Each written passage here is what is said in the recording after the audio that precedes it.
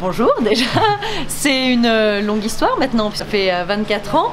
C'est né de rencontres entre passionnés de la montagne et de la bande dessinée. Donc voilà, l'idée s'est créée petit à petit, s'est mis en place.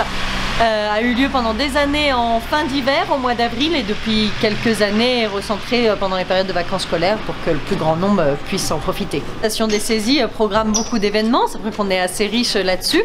On a des événements sportifs bien entendu puisque le terrain de jeu du ski alpin comme nordique s'y prête, et puis également du ludique et puis du culturel. Donc Festival de la BD, c'est incontournable là-dessus, et en même temps ça permet aussi à nos enfants du coin, que ce soit par le biais des bibliothèques ou des écoles, d'en profiter. Alors cet événement est né il y a 24 ans d'une initiative du centre de vacances de la CCAS des Saisies, faire un événement culturel sur un centre de vacances où les gens viennent à la montagne et au ski. Ils ont convié 3 auteurs et c'est né comme ça en disant ils aimaient bien la BD et voilà, donc ça a grossi d'année en année. La 3e année ils ont fait venir Coyote et Meister comme ça au culot et ça a marché de façon d'amener les gens à voir autre chose que Tintin, Astérix ou Lucky Luke qu'ils connaissent déjà. Et puis on a la chance d'avoir sur Lyon un gros vivier d'auteurs régional. On a aussi cette année des auteurs de Chambéry, il y a forcément aussi Sophie et Stéphanie qui sont des Saisies, hein. Donc voilà, une douzaine d'auteurs maintenant sur ce festival qu'on offre aux familles avec l'Office de tourisme. Le main invisible qui se passe dans la neige. Qui se passe dans la neige. Qui se passe dans la neige également, ou en tout cas qui peut donner beaucoup de divertissement aux gens. Donc du coup, comme toute la bande dessinée, j'essaye de voilà. Donc j'ai dit oui pour les saisies. Et puis la neige en fin de journée, c'est le bon moment pour parcourir et dévorer des bandes dessinées. C'est ça, voilà. Quand on est un peu fatigué de sa journée de ski, quand on a le ventre bien rempli, quoi de mieux qu'une bande dessinée pour se poser. Donc là, on a une planche de votre dernière bande dessinée. Alors c'est pas ma dernière bande dessinée, c'est la dernière que j'ai dessinée moi-même. C'est Résistants oubliés. C'est une BD sur les résistants coloniaux et étrangers qui ont résisté à l'occupation nazie pendant la Deuxième Guerre mondiale. Vous avez un dessin assez figuratif oui, alors par rapport à d'autres auteurs. Ça va dépendre en fait des projets. D'accord. Je vais avoir parfois un dessin réaliste, parfois un dessin très caricatural. C'est vraiment en fonction de ce que je dois raconter que je vais un peu travestir mon trait. Bonjour. Ce sont vos enfants qui dessinent? Non, pas là. Pas là. Ma fille est là justement, elle attend pour dessiner. Elle attend pour dessiner. Oui. C'est sympa ça, oui, ce très festival. sympa. Oui. Vous saviez que ça existait? Non, on est venu par hasard pour se balader, on est en vacances. Et puis voilà, on est tombé par hasard sur le festival. Donc on est venu faire un tour et voilà. Sympa. C'était des spectacles. L'année dernière, c'était La Princesse Koa qui a été jouée ici dans la salle Cristal. Et cette année, c'est Le Goûter dégoûtant. C'est un spectacle que j'ai écrit et que je vais jouer avec une comédienne. En fait, moi, je vais dessiner en direct les illustrations pendant que la comédienne racontera l'histoire. Et ça, c'est quand ça? C'est jeudi soir à 18 h. J'étais à l'ENAI à Chambéry. À Chambéry, ouais, d'accord. Donc vous êtes de Chambéry? Je suis de Maurienne. De Maurienne. J'ai fait mes études à Chambéry et j'habite à Lyon maintenant.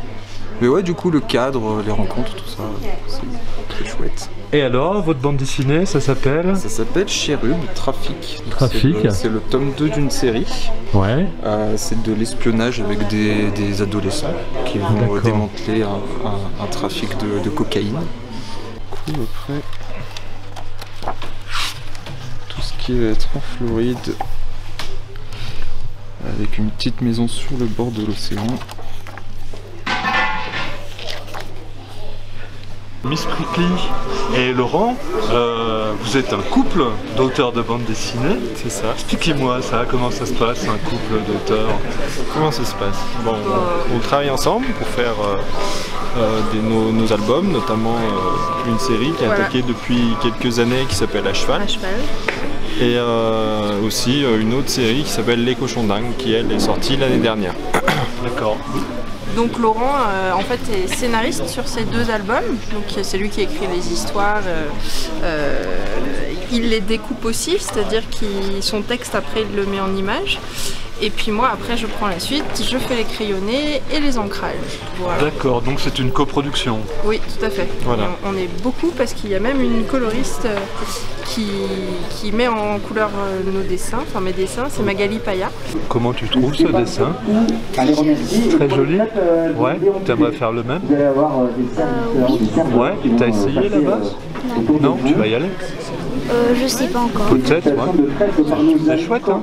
Et vous êtes de Chambéry? Oui. On est de Chambéry, oui. Tous les deux chambériens.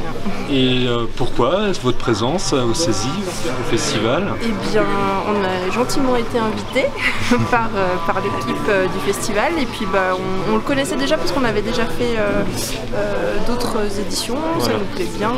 C'est une bonne ambiance. C'est un petit festival. Du coup, nous, entre auteurs, on arrive à bien faire connaissance, donc c'est très sympa. L'histoire, oui. Alors ça parle de cochon d'Inde, comme on peut le voir. Notamment, on a Tacos qui est le gourmand, Chonchon qui est le ronchonchon de la bande, Google qui est plutôt l'aventurier de la bande, et Dodo qu'on aperçoit là dans un coin qui a tendance, lui, à dormir tout le temps. Eh bien, je fais exactement une chose que je ne fais jamais dans mes BD, c'est de la science-fiction, parce que j'adore ça. Je suis fan de Star Wars, donc c'est un petit clin d'œil à un épisode que j'ai toujours aimé. Voilà, normalement, moi, je fais de la BD plutôt historique, et souvent sur le thème de la montagne. D'accord, donc c'est une première, là? Oh, c'est une première. J'ai fait de la science-fiction il y a très longtemps, à mes débuts dans Métal Hurlant, un journal qui s'appelait Métal Hurlant. Et puis j'ai lâché après. Ok. Et là, le personnage? Bon, là, c'est un petit clin d'œil. C'est Luke Skywalker qui est sur une grosse bestiole dont le nom m'échappe d'ailleurs. Un Tauntaun. Un Tauntaun. C'est joli, tu aimerais dessiner comme ça? Ouais, tu vas essayer là-bas. Donc Jérôme, là, vous dessinez quel personnage? Alors je dessine une jeune femme que je dessine très souvent dans mes BD qui s'appelle Fauvette, qui est une amatrice de montagne, qui est une amatrice de fleurs, d'oiseaux, de petits mammifères de montagne. Et elle est un peu naïve et parfois elle se fait siffler en montagne mais elle comprend pas que ce sont les marmottes. Donc ça donne lieu à quelques quiproquos parfois. Parce que souvent elle baffe les bons hommes qu'elle croise à cause de ça. D'accord, et pas les marmottes? Bah non. Qu'est-ce que vous en pensez de ces dessins? C'est remarquable par la spontanéité, la rapidité pour arriver à une expression qui est très éloquente. Moi je trouve ça très bien. Vous saviez qu'il y avait ce festival? Pas du tout. Pas du tout, vous êtes en vacances là? Tout à fait. D'accord. Une belle surprise alors? Ah oui, oui, surtout que c'est très chaleureux ici. Hein. Ouais. On se sent bien, puis la peinture m'intéresse, donc ça m'intéresse encore plus. Et mademoiselle, elle veut dessiner? Non. Non, tu veux pas essayer là-bas? Tu n'as pas envie? Non, mais c'est que je dessine très mal en fait. Oh bah. Et je suis sûr que. Ce sont des choses qui s'apprennent. Hein. Bah, après, c'est un travail de tous les jours, c'est un entraînement de tous les jours. Mais au départ, t'apprends les bases, t'apprends. Aurélie, vous êtes l'auteur de l'affiche de ce festival de bande dessinée au Saisie et d'une bande dessinée aussi qui s'appelle Les carnets de cerises. Le festival de l'année dernière, les organisateurs m'ont demandé si je voulais revenir et faire l'affiche, donc évidemment j'ai dit oui. Voilà. Parce que du coup on est pendant toute la semaine et le cadre, la montagne, on peut faire du ski le matin, faire des rencontres et des dédicaces l'après-midi, donc c'est quand même assez hors du commun quoi. D'accord. Parlez-moi de votre bande dessinée. C'est une BD que je fais avec Joris Chamblin qui fait le scénario. Et là il y a 5 tomes, celui-là c'est le 3e. Et c'est les aventures d'une petite fille qui s'appelle Cerise, donc c'est elle, et qui veut devenir romancière. Du coup, pour s'entraîner, en fait, elle observe les gens et elle résout un peu leur mystère. Donc voilà. Elle te paraît sympa cette bande dessinée? Oui. Ouais? T'as envie de demander à ta maman de l'acheter? En fait, j'ai déjà. Ah, tu l'as déjà? Oh bah alors, et comment tu l'as trouvée? C'est trop bien. C'est trop bien? T'es une fan d'Aurélie alors? Hein? Est-ce que tu as dédicacé la bande dessinée? Pas encore. Les Bretons voyagent plus facilement que les Samoyens. Vous venez faire des vraies crêpes au Cési. Voilà, exactement. Pour le festival de la bande dessinée. Avec nous, Sophie Turel, pour son 18e album, le Chamouraï. Sophie travaille avec Stéphanie Linampalas, qui n'est malheureusement pas là, et qui est la scénariste. Toutes les deux sont originaires des Saisies. C'est pour ça qu'elle ne parle pas, parce qu'elle est d'ici. Exactement. Bon, je crois qu'il y a une petite extinction de voix. Oui. Donc là, le Chamouraï, eh bien, c'est l'histoire, ça se passe au Japon, et c'est l'histoire d'un petit chat qui est éduqué par son grand-père et qui lui propose d'aller chercher un katama, qui est un sabre japonais. Donc, et en quelque sorte, cette histoire,